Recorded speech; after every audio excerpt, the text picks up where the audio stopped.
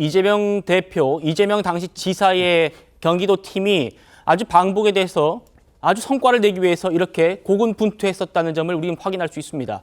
판결문에서 이재명 대표의 이름이 100번 넘게 언급됐다는 점도 좀 의미가 있어 보이는데요. 민주당에서는 이렇게 해명했습니다. 그것도 들어보시죠.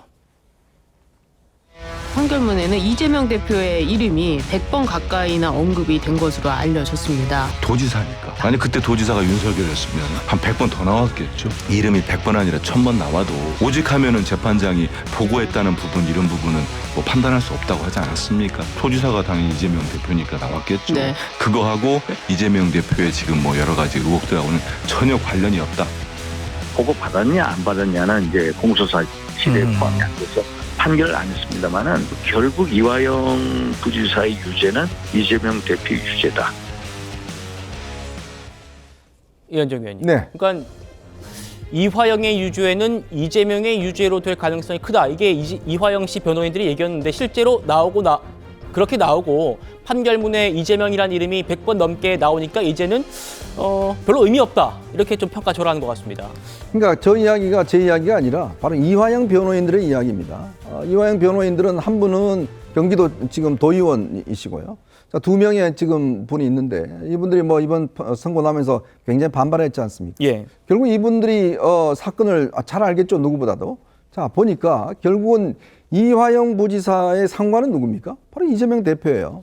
그리고 이 중요한 일을 800만 불, 즉 예를 들어서 뭐 스마트팜 사업, 그다음에 그동안 경기도가 보니까요, 한 4차례 정도 방북 시도를 했었습니다. 네. 2019년 3월에 4월에 어린이 영양식 이거 전달하기 위해서 방북 신청했었고요. 6월 달에는 쌀 10만 톤 지원하겠다고 또 방북 신청했었고, 9월 달에는 태풍 피해 복구 협력, 11월 달에는 민족 협력 사업 회의 등, 그러니까 4차례에 걸쳐서 방북 신청을 했습니다.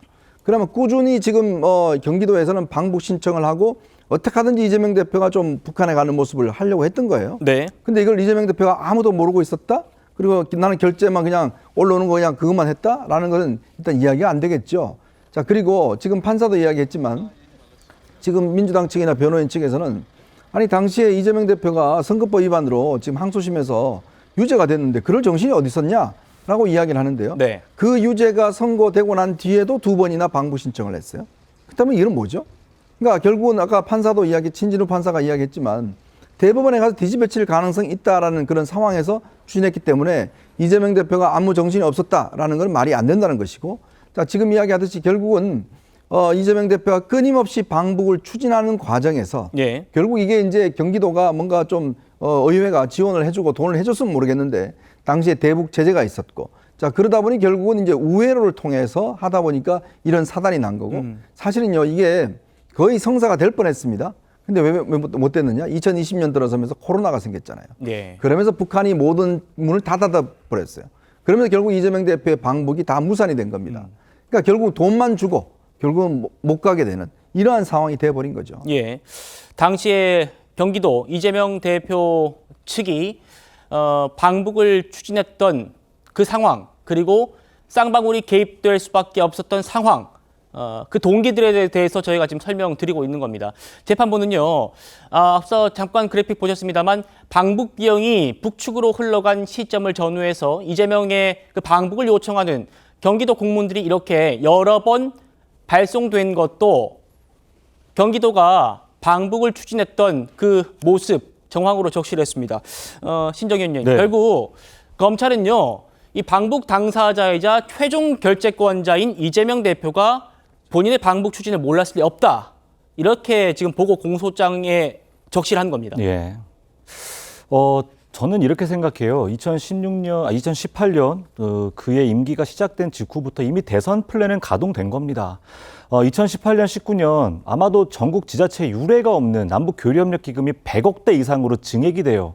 이거를 아까 말했던 142명 중에 135명이 민주당이었기 때문에 그 엄청난 남북 교류협력 기금을 증액하는 데 있어서 조금 더 어려움 없이 다 통과가 되어버렸습니다. 네. 자, 그 돈으로 무엇을 하려고 했던가? 그게 앞서서 이현종 의원님 말씀하신 것처럼 4차례, 5차례 대북 사업을 해요. 아주 중요한 사업이 저는 매우 찬성했고, 북한에 묘목 보내는 거, 쌀 보내는 거 아주 중요한 사업들이었습니다. 그걸 저는 문제 삼고 싶지 않아요. 하지만 그 과정에서 본인이 결과적으로는 방북을 함으로써 어떤 정치적 성과를 얻어내고 그 정치적 성과의 결과물로서 대선 후보자로서의 확실한 어떤 리더십을 가져가겠다라는 의도가 깔려있기 때문에 이건 불순했다라고 보는 것입니다. 심지어 여기에서 이재명 대표가 몰랐다라고 말하는 지점은 당시 도의원이었던 제 입장에서는 너무 좀 가증스럽습니다. 왜냐하면 이렇습니다. 예. 100억이 넘는 돈을 도의회에 요청을 했을 때에는요. 이러한 대북 사업에 대해서 내가 확실하게 알고 드라이브를 걸겠다라는 입장을 저희에게 수차례 말을 했던 게 이재명 당시 지사였습니다. 그렇군요. 근데 이제서야 법망에 조여들기 시작하니까 이제는 이러한 일들이 마치 남북관계 협력 사업에 있어서 잘못은 나에게 없고 성과만 나에게 있었어야 된다라는 식의 이야기입니다. 저는 이때 당시에 뭐라고 당시 비판을 했었냐면요. 숟가락을 얻는 곳에는 이재명이 있고 책임을 져야 되는 곳에 이재명은 없다. 이런 비판을 했던 기억이 납니다. 예. 당시에 막힌 남북관계를 풀어야 된다라는 중요한 사명 동의했기 때문에 교류협력 기금 저희가 증액해드렸지만 이것이 본인의 대선 레이스의 중요한 어떤 성과물로 가져가기 위해서 법을 어겨가면서까지 해야 된다라는 의도는 절대 아니었다라는 것을 꼭 말씀드리고 싶습니다. 나는 몰랐다는 이재명 당시 지사의 얘기는 당시 경기도의원이었던 내 입장에서는 가증스럽다라는 그런 신정현 위원님의 말씀을 들을 수 있었습니다.